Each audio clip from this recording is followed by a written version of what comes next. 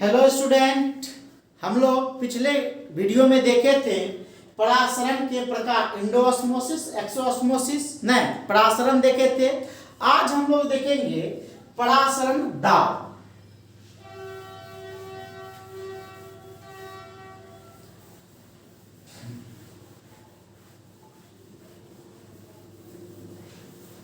परासरण दाब, osmotic pressure क्या है? तो हम लोग चर्चा किए थे कि परासरण की प्रक्रिया को रोकने के लिए विलयन पर जो दाब लगाया जाता है उसी दाब को हम लोग क्या कहते हैं? परासरण दाब। आज हम लोग पढ़ेंगे osmotic pressure. Osmotic pressure, osmotic pressure को शॉर्ट में OP से लिखते हैं। ऑस्मोटिक प्रेशर हिंदी हुआ सर इसका परासरण दाब। परासरण दाब तो क्या बोले? परासरण की प्रक्रिया को रोकने के लिए जो विलयन पर दाब लगाया जाता है उसी को परासरण दाब कहते हैं और परासरण दाब को पाई से लिखा जाता है। आप समझिए, हम लोग पिछले क्लास में चर्चा किए थे कि यह एक डायग्राम बनाए थे और बताए थे कि यह हमारा अर्ध पारगम्य झिल्ली है। नहीं, यह हमारा क्या है? SPM है, अर्ध पारगम्य झिल्ली है, सेमी परमेबल मेम्ब्रेन है। नहीं, बताए थे कि यह इधर से इधर हमारा सॉल्वेंट है, मतलब विलायक है, और इधर हमारा सॉल्यूशन है, सॉल्यूशन है, विलयन है। तो बताए थे कि इधर से विलायक इधर की ओर जाता था, विलायक जो है विलयन की तरफ जाता था। यह जाने की प्रक्रिया हमारा कहलाया था क्या? परासरण, ऑस्मोसिस। नहीं, और बताए थे कि इस परासरण की प्रक्रिया को रोकने के लिए, नहीं, इस परासरण की प्रक्रिया को रोकने के लिए इस विलयन की तरफ से एक दाब लगाया गया। इसी दाब को हम लोग बोले थे परासरण, परासरण दाब, ऑस्मोटिक प्रेशर, परासरण दाब बोल दिए।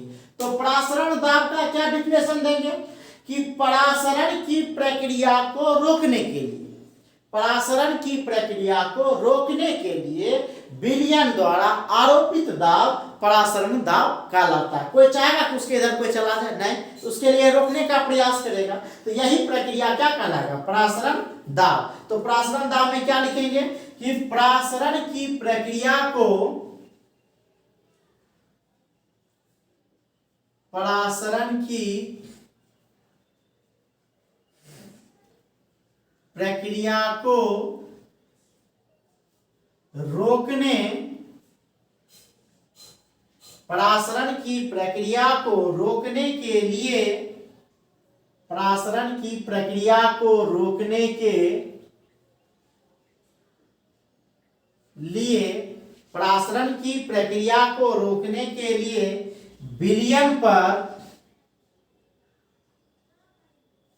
विलयन पर आरोपित, परासरण की प्रक्रिया को रोकने के लिए विलयन पर आरोपित आवश्यक अतिरिक्त दाब, विलयन पर आरोपित आवश्यक अतिरिक्त दाब, आवश्यक अतिरिक्त दाब परासरण दाब कहलाता है। परासरण दाब कहलाता है। और परासरण दाब को बोले किसको, किसके द्वारा सूचित किया जाता है? पाई से सूचित किया जाता है। तो क्या लिखेंगे? इसे पाई द्वारा सूचित किया जाता है। इसे पाई द्वारा सूचित किया जाता है। It is denoted by pi, इसे पाई द्वारा क्या किया जाता है, सूचित किया जाता है। अब हम लोग देखेंगे लॉ ऑफ ऑस्मोटिक प्रेशर, परासरण दाब का क्या नियम है। ठीक है, तो हेडिंग टॉपिक हेडिंग देंगे लॉ ऑफ ऑस्मोटिक प्रेशर, परासरण दाब का नियम। और यह सर मोस्ट वीवीआई है, जितना कहा जाए उतना कम है, क्योंकि हर साल लगभग परासरण दाब से एक क्वेश्चन रहता ही रहता है। ठीक है, इसीलिए इसको गांठ बांध लीजिए और याद कर लीजिएगा परासरण दाब। तो परासरण दाब में क्या बोले कि परासरण की प्रक्रिया को रोकने के लिए इस अर्ध पारगम्य झिल्ली के ऊपर या जो विलयन जो है अतिरिक्त जो दाब लगाता है, ठीक है, इसी दाब को परासरण दाब कहते हैं। और परासरण दाब को किससे लिखते हैं, परासरण दाब को पाई से सूचित करते हैं। अब लॉ क्या है, तो इसमें बॉयल्स का लॉ है, चार्ल्स का लॉ है, वॉन्ट्स का लॉ है, और तीनों मिला करके हम लोग इसको प्रूव करते हैं। तो लॉ है क्या, बॉयल्स वॉन्ट ऑफ लॉ, ये हम लोग बॉयल्स वॉन्ट ऑफ लॉ, ये सब साइंटिस्ट का नाम है। बॉयल्स वॉन्ट ऑफ, बॉयल्स भी साइंटिस्ट का नाम है और वॉन्ट ऑफ भी। तो बॉयल्स वॉन्ट ऑफ लॉ क्या कहता है कि यहां देखिए ताप को नियत कर, तीन ही चीज होता है सर किसी भी विलयन में, एक ताप का प्रभाव, एक दाब का प्रभाव, मतलब एक आयतन रहेगा, ताप रहेगा और उसके ऊपर दाब रहेगा। ठीक है, तो यहां ताप को नियत रख रहे हैं, तो आयतन, तो फिर क्या होगा यहाँ कि नियत ताप पर, किस ताप पर, नियत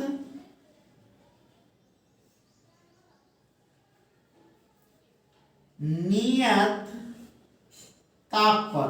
देखिए ताप हमारा क्या हो गया, नियत हो गया कि विलयन का परासरण दाब नियत ताप पर विलयन का नियत ताप पर विलयन का परासरण दाब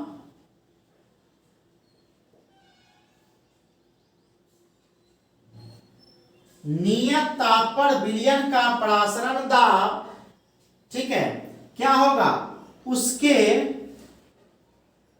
सांद्रण के, ठीक है, सांद्रण मतलब मोलर सांद्रण, मोलर कंसंट्रेशन m, नियत ताप पर विलयन का परासरण दाब उसके सांद्रण के समानुपाती होता है, सांद्रण के समानुपाती होता है। क्या बोले सर कि नियत ताप पर विलयन का परासरण दाब उसके सांद्रण के समानुपाती होता है, अर्थात परासरण दाब को पाई से लिखते हैं, तो पाई समानुपाती क्या, सांद्रण है मोलर कंसंट्रेशन m किस पर, एट कांस्टेंट टेम्परेचर, नियत ताप पर, यह किस पर है, नियत ताप पर। अब क्या करेंगे, इस सांद्रण को ही समानुपाती बना देंगे और तब देखेंगे इसके ऊपर ताप का क्या प्रभाव होगा। तो यह होगा चार्ल्स वॉन्ट ऑफ लॉ, क्या होगा, चार्ल्स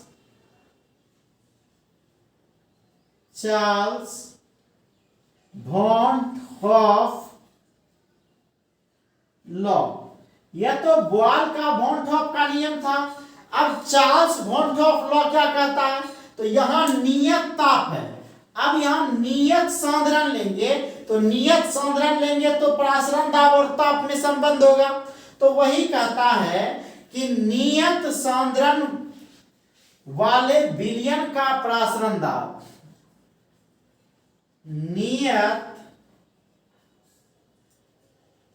सांद्रण वाले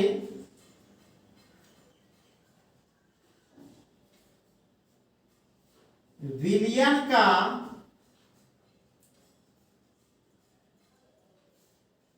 प्रासरण दाब, नियत सांद्रण वाले विलयन का प्रासरण दाब उसके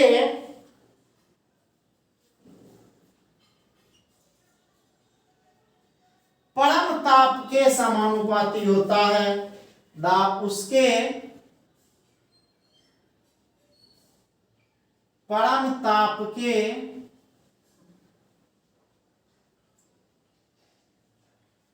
समानुपाती होता है। ठीक है, अब हम क्या देखें, यहां की ताप नियत था तो प्रासरण दाब और सांद्रण में संबंध देखे थे। अब सांद्रण यहां क्या है, सांद्रण मेरा नियत है तो हम लोग किस में देखेंगे, प्रासरण दाब और उसके ताप में, अर्थात क्या लिख सकते हैं, पाई समानुपाती टी किस पर, नियत सांद्रण पर। अब हम देखेंगे चार्ल्स वॉन बॉयल्स देख लिए, चार्ल्स देख लिए, बॉयल्स चार्ल्स वॉन टॉपलर दोनों को जोड़ दिए तो देखिए तो यह पाई यह एम, यह पाई समानुपाती एम के, पाई समानुपाती टी के, तो यह पाई समानुपाती एम और टी के हो सकता है ना। तो हम लोग इसके आधार पर देखेंगे बॉयल्स चार्ल्स वॉन टॉपलर, बॉयल्स चार्ल्स वॉन टॉपलर। तो क्या देखेंगे, बॉयल्स चार्ल्स वॉन टॉपलर से, तो किसे देखेंगे, बॉयल्स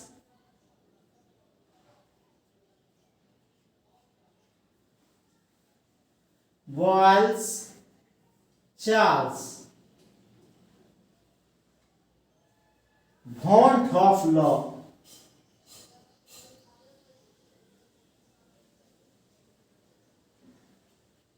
अच्छा सर, कंफ्यूजन में ना आइएगा, यह जो बॉयल्स चार्ल्स वॉन्ट हॉप लिखते हैं या वॉन्ट में जो कोमा देके टी देते हैं उसका नाम है और लिखने का अपना उसका स्टाइल था।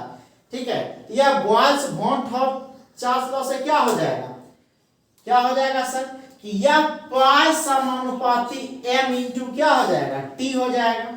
तो क्या लिखेंगे, पाई समानुपाती एम इंटू क्या, टी।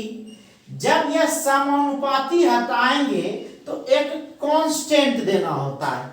ठीक है, तो हम कहेंगे कि पहले इसका स्क्रीनशॉट ले लीजिए, तब इसका नीचे का हम लोग ऊपर देखेंगे, फटाक से लीजिए।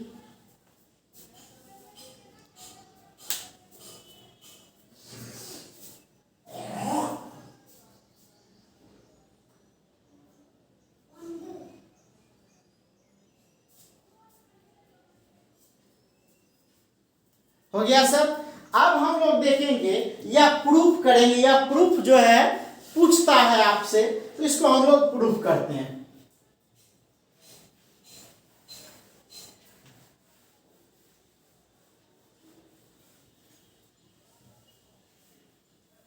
और हम बता दिए कि यह काफी महत्वपूर्ण है, बहुत इंपॉर्टेंट है और इसको थोड़ा सा भी कता ही नहीं होना चाहिए इसको याद रखने में।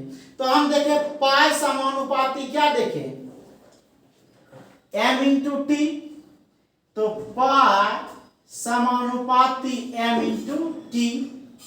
एम मेरा हो गया सांद्रण और टी हो गया ताप।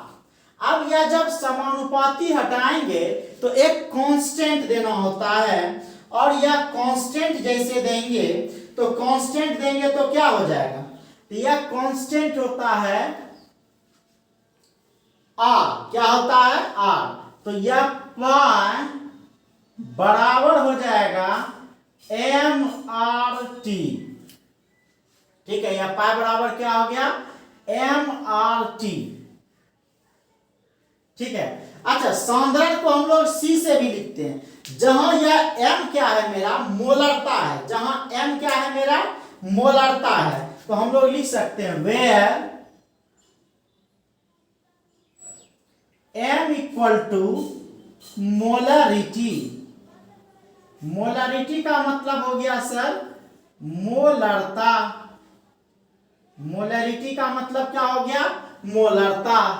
आर जो है यह गैस कांस्टेंट है। आर हमारा क्या है सर? गैस कांस्टेंट है। आर हमारा क्या है सर? गैस कांस्टेंट है। आर लिख सकते हैं यूनिवर्सल गैस कांस्टेंट। इस आर का जो वैल्यू होता है सर वह होता है 0.0821 litre ATM kelvin inverse mole inverse. यह आर का वैल्यू होता है। और टी क्या है हमारा? ताप, टेम्परेचर, ताप है। तो यह एम आर टी है। अब हम लोग क्या करें, इस एम का मान मतलब मोलरता का मान इसमें पुट करें, क्योंकि हमको रिलेशन निकालना है। हम लोग शुरू में ही पढ़े हैं न कि qualitative properties and determination of molar mass, आणविक द्रव्यमान का कैसे निर्धारण करेंगे। तो हमको आणविक द्रव्यमान निकालना है। तो आप जानते हैं कि m बराबर होता है NB बटा V। क्या होता है? NB बटा V। और NB बराबर चूंकि NB बराबर होता है WB बटा MB। WB बटा MB। अगर इसका मान हम यहां रखें तो क्या हो सकता है? m बराबर, देखिए तो m बराबर क्या हो सकता है? इसको समीकरण फर्स्ट मान लीजिए, या NB के जगह क्या लिख सकते हैं? WB अब बटा क्या? MB नहीं, यहाँ V है तो गुना V। अच्छा, यह V किस में है? वॉल्यूम, लीटर में है। वॉल्यूम किस में है सर? लीटर में है, या V ही रहने देते हैं वॉल्यूम में। अब हमारा क्या कहता है कि यह m बराबर WB बटा MB गुना क्या हो गया? V हो गया। अब हम लोग पाई बराबर लिखें तो पाई बराबर क्या हो जाएगा? इसलिए पाई बराबर क्या हो जाएगा हमारा सर? तो पाई बराबर हमारा हो जाएगा m के जगह ध्यान देखिए क्या लिखेंगे? पाई बराबर m के जगह WB बटा MB गुना V। और यहाँ क्या है? M RT। तो गुना क्या हो जाएगा? R गुना क्या हो गया? T। तो यह तो हमारा पाई का वैल्यू निकाले हैं। हमको निकालना किसका है? MB, आणविक द्रव्यमान का निर्धारण करना है। तो MB बराबर क्या हो जाएगा? MB बराबर हो जाएगा, यह पाई नीचे आ जाएगा, WB गुना R गुना T बटा पाई गुना क्या? V। नहीं, तो यही हमको क्या करना था? प्रूफ करना था। ठीक है, तो ये था हमारा क्या? परासरण दाब। ठीक है, तो क्या था ये हमारा? परासरण दाब। कहता है इस परासरण दाब में ये हर साल क्वेश्चन आपको परासरण दाब का डिफिनेशन पूछ देगा 2 नंबर का, या अगर 5 नंबर में दिया तो पूरा का पूरा प्रूफ पूछेगा। जितना आपको यहां तक बताए हैं सब लिखना है। ठीक है, तो इतना आप लोग छापिए, तब हम लोग देखेंगे इसके आधार पर विलयन जो है, परासरण दाब के आधार पर विलयन 3 प्रकार के होते हैं। तो उसको हम लोग देखते हैं। तो पहले इसको लिख लीजिए, स्क्रीनशॉट ले लीजिए।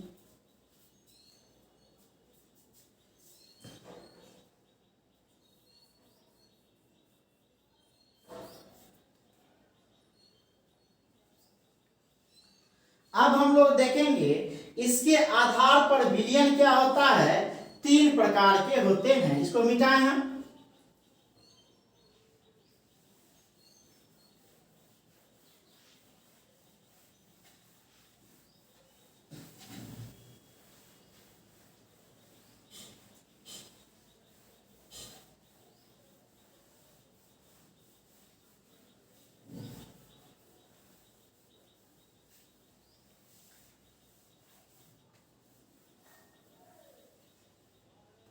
कहता है कि परासरण दाब के आधार पर विलयन 3 प्रकार के होते हैं।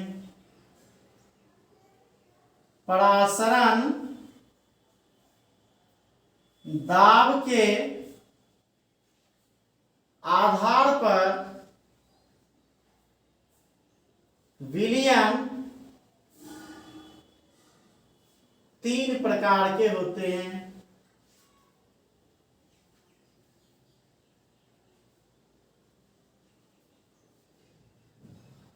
परासरण दाब के आधार पर विलयन 3 प्रकार के होते हैं। देखिए क्या होता है। पहला जो सॉल्यूशन होता है हमारा, उसका नाम है आइसोटोनिक।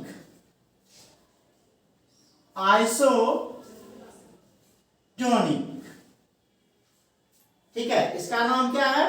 आइसोटोनिक। और दूसरा जो हमारा विलयन है, इसका नाम है हाइपरटोनिक।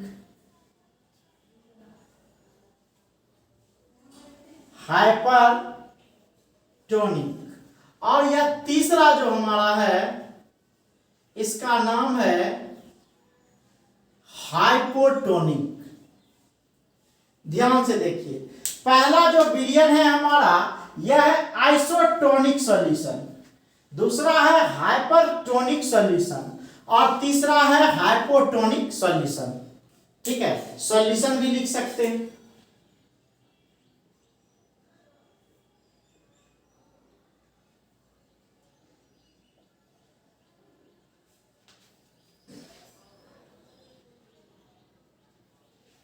तो हम क्या बोले, पहला जो सॉल्यूशन है हमारा आइसोटोनिक सॉल्यूशन, फिर है हाइपरटोनिक, फिर है हाइपोटोनिक।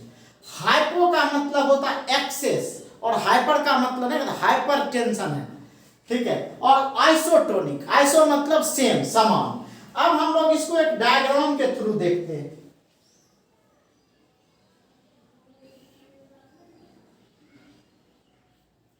यह एक सेल है हमारा, ठीक है, और इस सेल के अंदर सॉल्यूट के कण है। इस सेल के अंदर क्या है हमारे? सॉल्यूट के कण है। और कण है मतलब इसका कंसंट्रेशन काउंट कर लीजिए यहां, 3 2 5 2 7 1 8।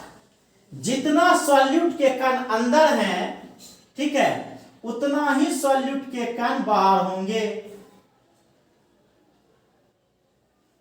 ठीक है, ध्यान दीजिए, जितना विलय के कण हमारा अंदर होगा, उतना ही विलय का कण हमारा क्या होगा? बाहर होगा। मतलब अंदर में देखिए 3 2 5 2 7 1 8 है, बाहर में भी 2 4 2 6 2 क्या है? 8 है। मतलब यदि विलय के कण बाहर और अंदर क्या हो जाए? बराबर हो जाए। जब विलय के कण बाहर और अंदर क्या हो जाए? बराबर हो जाए, तब ऐसे विलयन को हम लोग क्या कहते हैं? आइसोटोनिक सॉल्यूशन कहते हैं। तो यह हमारा सॉल्यूट हो गया। यहां जो देख रहे हैं हमारा क्या हो गया? सॉल्यूट हो गया। और अंदर में भी यह हमारा क्या हो गया? सॉल्यूट हो गया, विलय। नहीं, तो यह भी हमारा विलय हो गया, और यह भी हमारा क्या है? विलय है। मतलब विलयन में भी विलय है और सेल के अंदर भी विलय है। तो जब यह सेल के अंदर का विलय और बाहर का विलय दोनों क्या हो जाए? बराबर हो जाए। क्या हो जाए? दोनों बराबर हो जाए। तब हम अगर यहाँ विलय को ए और विलय, इस विलायक के विलय को क्या, सॉरी, विलय अंदर के विलय को बी और विलायक के विलय को ए मान लें, तो यह ए बराबर किसके हो जाएगा? बी के। कि मतलब दोनों तरफ का कंसंट्रेशन क्या है? बराबर है। दोनों तरफ का सांद्रण बराबर है। जितना अंदर सांद्रण है उतना ही बाहर सांद्रण है। तो न विलायक या विलायक ना अंदर जाएगा, ना अंदर का चीज बाहर आएगा। कि कंसंट्रेशन दोनों तरफ क्या है? बराबर है। तब ऐसे विलयन को क्या कहते हैं? आइसोटोनिक सॉल्यूशन कहते हैं। तो आइसोटोनिक सॉल्यूशन में क्या हो जाएगा? आइसोटोनिक सॉल्यूशन में कि जब दो विलयन का सांद्रण, जब दो विलयन का सांद्रण जब दो विलयन का सांद्रण समान हो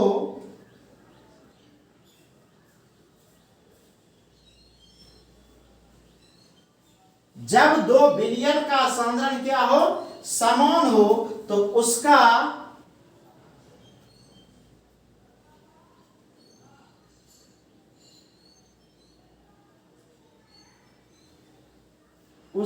परासरण दाब भी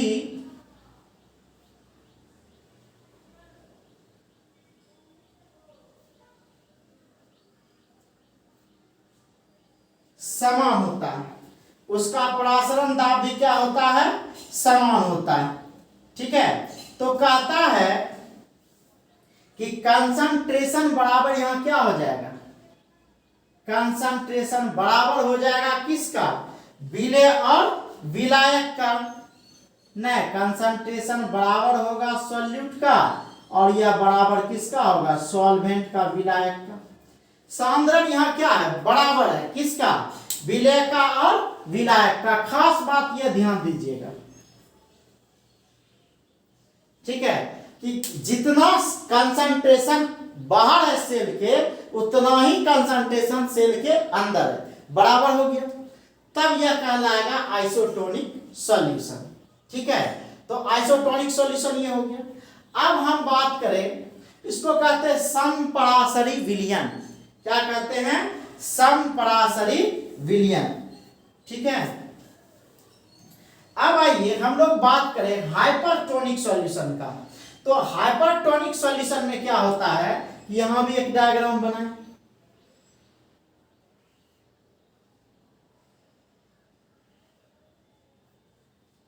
ठीक है, यह डायग्राम है। अब इस डायग्राम में, ठीक है, यहां भी हमारा क्या है, पानी है। पहले हम लोग पानी डाल दें, पानी के बदला विलायक भी बोल सकते हैं।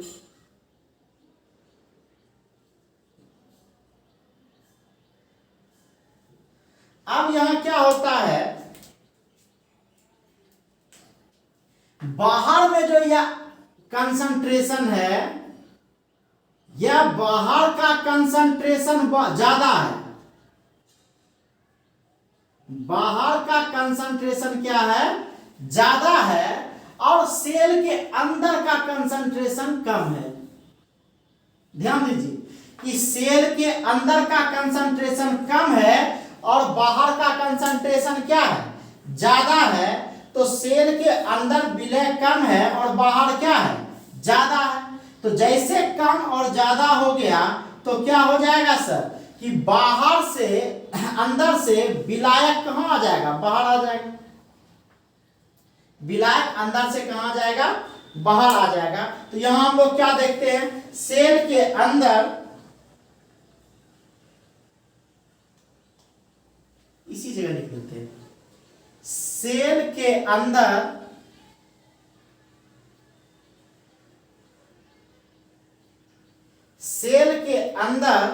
विलेय कम है। विलेय मतलब कंसंट्रेशन, सांद्रण।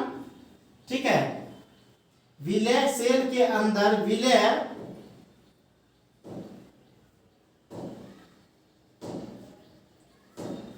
कम है, सेल के अंदर विलेय कम है और बाहर क्या है, ज्यादा है। बाहर ज्यादा है, नहीं, सेल के अंदर विलेय कम है और बाहर ज्यादा है। तो सीधा बात है कि जिधर लड़की होगा उधर ही लड़का दौड़ेगा। नहीं, तो यह विलेय जिधर क्या होगा, अधिक होगा, विलायक उधर ही जाएगा। तो क्या डिफिनेशन दे सकते हैं, तो डिफिनेशन इसका दे सकते हैं, वैसा विलयन जिसका परासरण दाब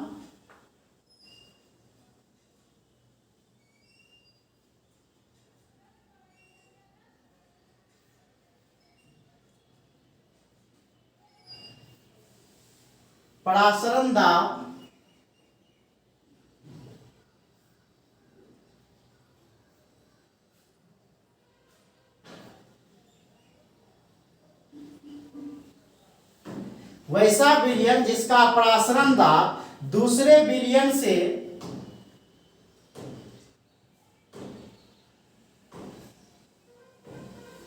अधिक होता है। ठीक है, क्या होता है? वैसा विलयन जिसका प्रसारण दाब दूसरे विलयन से क्या होता है? अधिक होता है, या हाइपरटोनिक सॉल्यूशन कहलाएगा।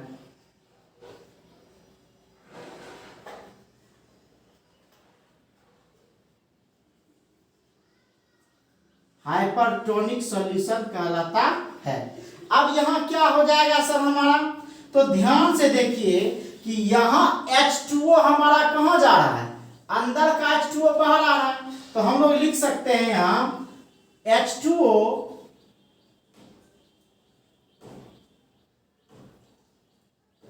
बाहर जा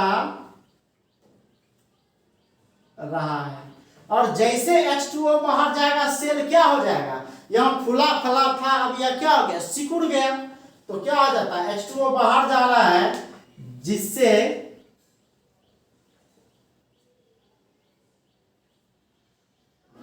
सेल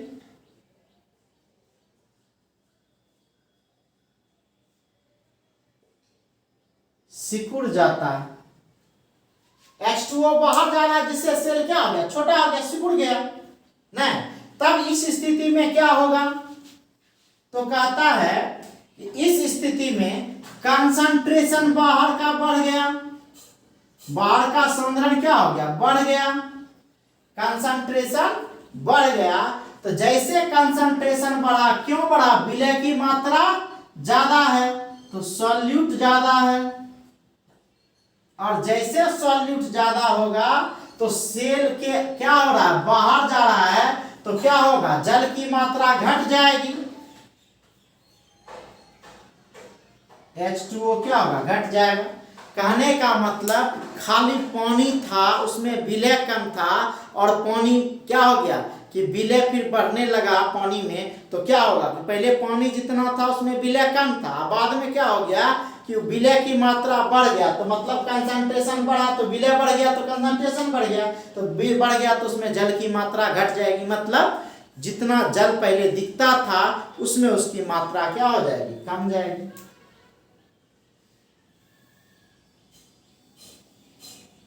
अब हम बात करें हाइपोटोनिक की। अब अंदर का सेल, अंदर में जो है कण जो है, या कहिए कि सांद्रण अंदर का ज्यादा होगा और बाहर का कम होगा, तो जिधर सांद्रण उधर पानी घुसेगा, तो इतना घुस जाएगा कि सेल ही रेप्चर कर जाएगा, फट जाएगा। ठीक है, तो हम लोग देख सकते हैं इसमें एक डायग्राम पहले बना लें।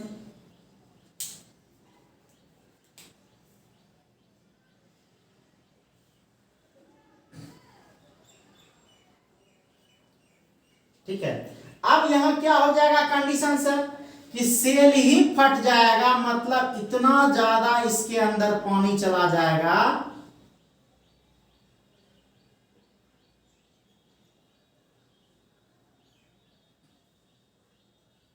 क्या? जब सेल के अंदर कंसंट्रेशन क्या होगा? ज्यादा हो जाएगा। देखिए यहां सेल के अंदर कंसंट्रेशन ज्यादा हो जाएगा, सेल के अंदर कंसंट्रेशन ज्यादा है, बाहर कंसंट्रेशन कम है।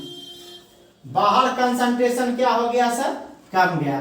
सेल के अंदर कंसंट्रेशन ज्यादा है और बाहर क्या है? कम है। अब यहां अंदर में तो पानी है ही, सॉल्यूशन है ये।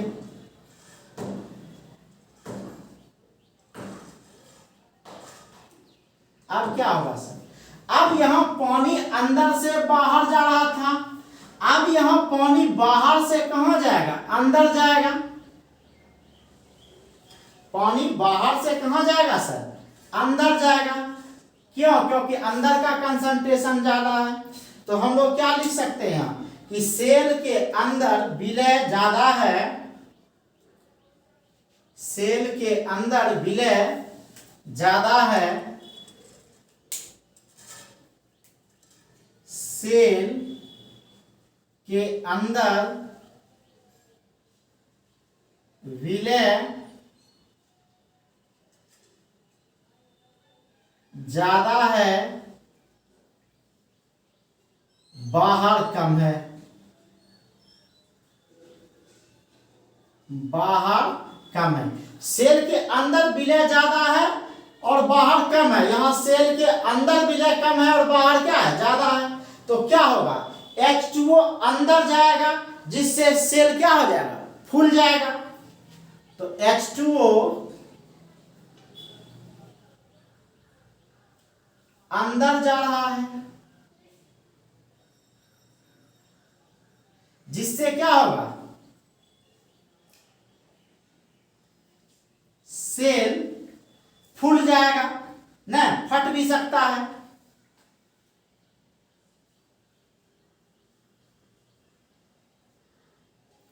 सेल क्या होगा, फूल जाएगा। जैसे चना उना को पानी में डालते हैं, देखिए यहाँ, तो जैसे चना को पानी में डाले तो यह चना क्या कर गया, रेपचर्ड कर गया, मतलब फट गया, फूल गया तो फट गया। तो यह क्या होता है, H2O जा रहा है तो जिससे सेल क्या हो जाता है, फूल जाता है, फट जाएगा। फिर तो क्या हो जाएगा यहाँ, तो जस्ट इसका उल्टा हो जाएगा। वैसा विलयन जिसका परासरण दाब दूसरे विलयन से कम हो, वैसा विलयन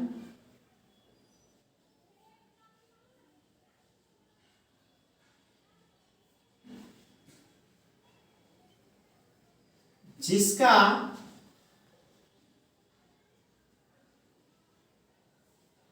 परासरण दाब दूसरे विलयन से कम हो,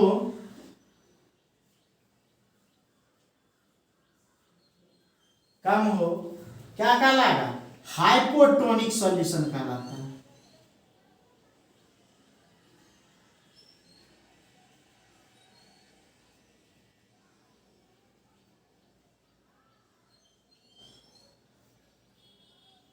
अब क्या हो जाएगा, तो यहां कंसंट्रेशन बाहर में क्या है, कम है, तो कंसंट्रेशन कम हो गया। कंसंट्रेशन कम मतलब विलय कम, तो सॉल्यूट कम, और सॉल्यूट कम तो पानी ज्यादा, तो यहां क्या हो जाएगा, H2O ज्यादा।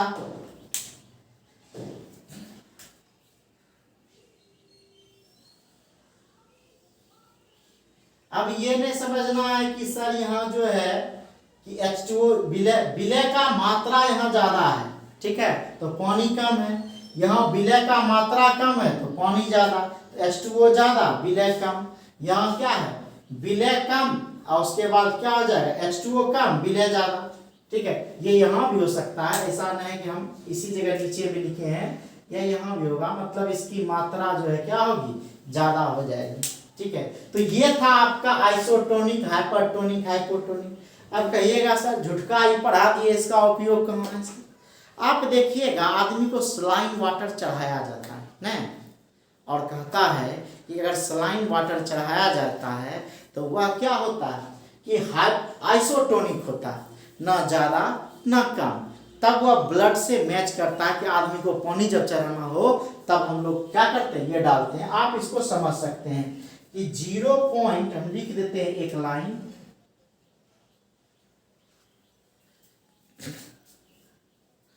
बहुत इंपॉर्टेंट चीज है कि 0.9%, 0.91 भी कर सकते हैं, 0.91% NaCl, 0.91% NaCl विलियन, इसी का नाम है सर सलाइन वाटर। क्या नाम है, सलाइन वाटर, जो आदमी को चढ़ाया जाता है, पानी जो चढ़ाया जाता है।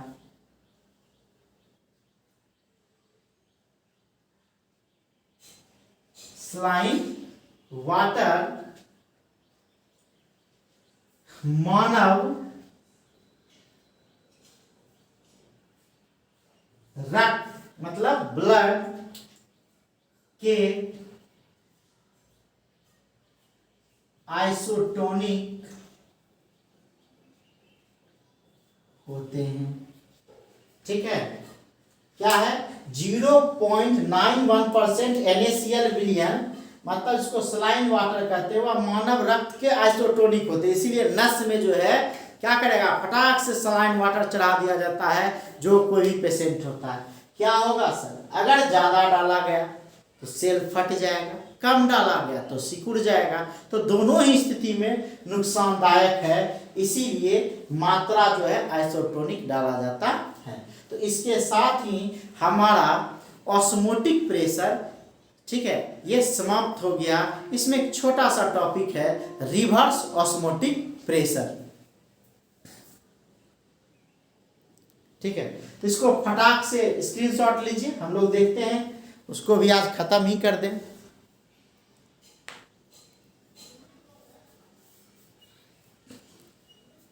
अब एक लास्ट इसमें हम लोग पढ़ेंगे रिवर्स ऑस्मोटिक प्रेशर, उसके बाद यह टॉपिक मेरा क्या हो जाएगा, समाप्त हो जाएगा। तब इस चैप्टर का लास्ट टॉपिक है एबनॉर्मल मोलर मास, चैप्टर समाप्त। तब फिर न्यूमेरिकल हम लोग देख लेंगे।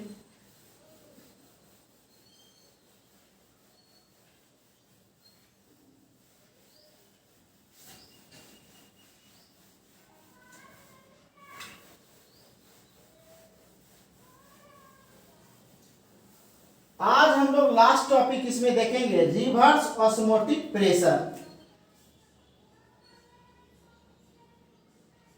रिवर्स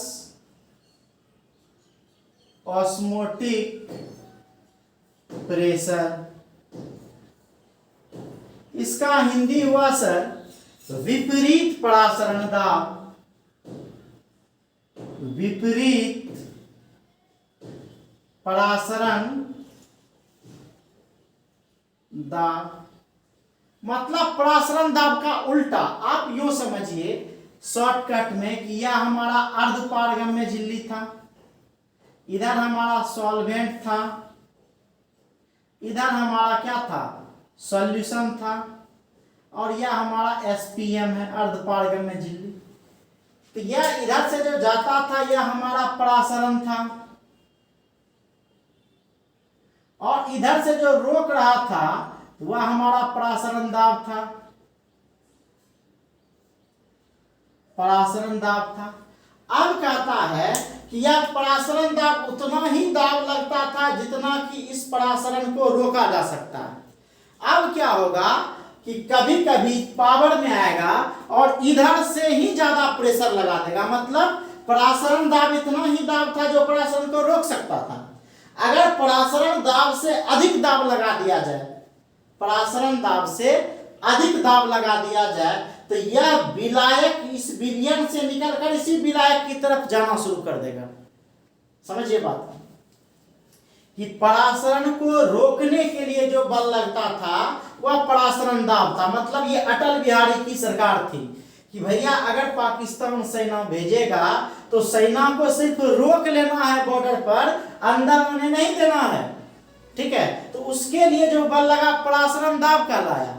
और जब से मोदी का सरकार आया तो बोला काहे आ रहा है इसको, उधरे हम घुस जाएंगे। तो यह क्या किया कि परासरण दाब से भी अधिक बल लगा दिया, रोकना नहीं है, घुस जाना उसके घर में। इसी को हम लोग कहते हैं रिवर्स ऑस्मोटिक प्रेशर, विपरीत परासरण दाब। कि परासरण दाब से जब अधिक दाब लगाया जाएगा, परासरण दाब से जब अधिक दाब लगाया जाएगा तब इसको कहते हैं विपरीत परासरण दाब। इसको एक डायग्राम से समझ लीजिए।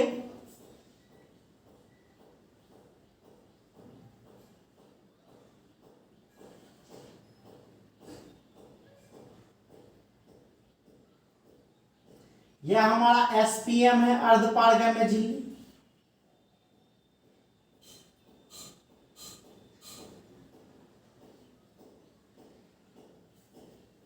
यहां जो है हम लोग क्या करते हैं कि परासरण दाब से अधिक दाब को लगा रहे हैं, ठीक है। तो परासरण दाब को हम लोग ऑस्मोटिक प्रेशर कहते हैं, और ऑस्मोटिक प्रेशर से ज्यादा प्रेशर हम लोग क्या कर रहे हैं, अप्लाई कर रहे हैं। तो जैसे ही परासरण दाब से अधिक दाब लगाएंगे, इधर है सॉल्टी वाटर, इधर क्या है सॉल्टी वाटर, मतलब समुद्री जल मान लीजिए, नमकीन पानी मान लीजिए। और इधर जो आ गया सर, यह आ गया अर्ध पारगम्य झिल्ली से इधर निकल जाएगा, तो विलायकन जाएगा नहीं, तो यह हो गया आपका प्योर वाटर। प्योर वाटर तो विलय तो इसी में रह गया, विलायक चला गया, इधर से हम लोग शुद्ध जल प्राप्त कर लिए नहीं। तो कहता है कि परासरण दाब से अधिक दाब लगाने पर शुद्ध विलायक विलयन से निकलकर विलायक की तरफ चला जाता है। यह जाने की प्रक्रिया क्या कहलाता है?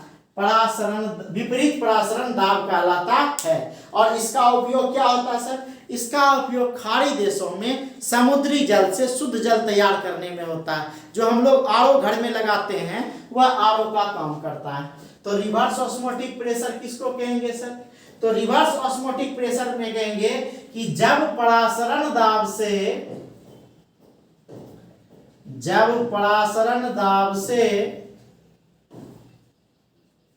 अधिक दाब लगाया जाता है, जब परासरण दाब से अधिक दाब लगाया जाता है तो विलयन से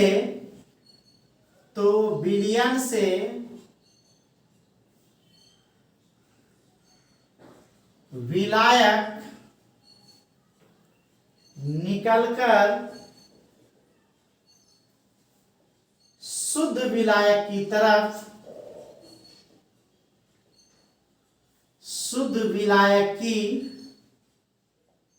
तरफ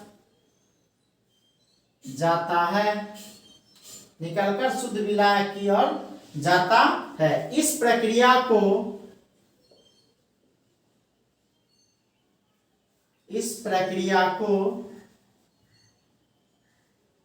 विपरीत परासरण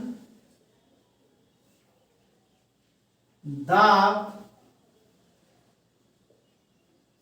कहते हैं। अब क्या बोले, इसका उपयोग जो है जितना भी पानी को फिल्टर करने में काम आता है यह रिवर्स ऑस्मोटिक प्रेशर में ही आता है। तो कहता इस प्रक्रिया का उपयोग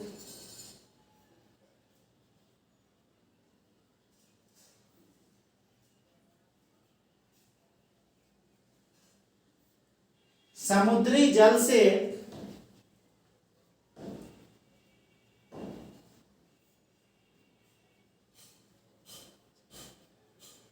शुद्ध जल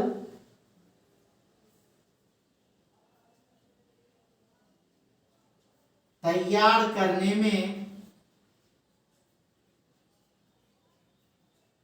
होता है। इसके साथ ये डायग्राम आप बना लीजिएगा, ये हम समझने के लिए बताए थे। यह डायग्राम हम आपको समझने के लिए बताए थे, ठीक है, ये समझने के लिए बताए थे। ये डायग्राम इसमें बना लीजिएगा, ठीक है। तो ये था आपका रिवर्स ऑस्मोटिक प्रेशर, विपरीत परासरण दाब। इसके साथ ही आपका जो है इसके साथ ही आपका जो है, ठीक है, कोलिगेटिव प्रॉपर्टी जो है and determination of molar mass समाप्त हो गया। अब लास्ट टॉपिक इस चैप्टर का बचा है जिसका नाम है एबनॉर्मल मोलर मास। इसको नेक्स्ट वीडियो में देखेंगे। Thank you.